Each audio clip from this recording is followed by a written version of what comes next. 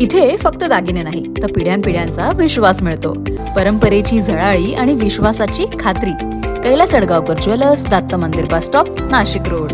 कालिका माता यात्रेमध्ये चोऱ्या करणारा 21 ग्रॅम सोन्याच्या दागिन्यांसह मुंबई नाका पोलिसांच्या ताब्यात. याबाबत पोलिसांनी दिलेल्या माहितीनुसार ऑक्टोबर 2025 या महिन्यात कालिका माते यात्रेदरम्यान चोरीच्या घटना घडल्या होत्या. त्याबाबत मुंबई नाका पोलीस ठाण्यात गुन्हा दाखल झाला होता. सदर गुन्ह्याचा तपास करत असताना मुंबई नाका गुन्हे शोध पथकाचे अंमलदार विशाल नंदकिशोर पाठक यांना मिळालेल्या माहितीने गुन्ह्यातील आरोपी आर्यन पप्पू शेख कालिका माता यात्रेमध्ये चोरी करून चोरीचे दागिने विक्री करण्याकरिता महामार्ग बस स्टँड येथे येणार असल्याची माहिती मिळताच पथकाने सापळा रचून त्यास ताब्यात घेतले. त्याच्या ताब्यातून 21 ग्रॅम सोन्याचे दागिने हस्तगत करण्यात आले.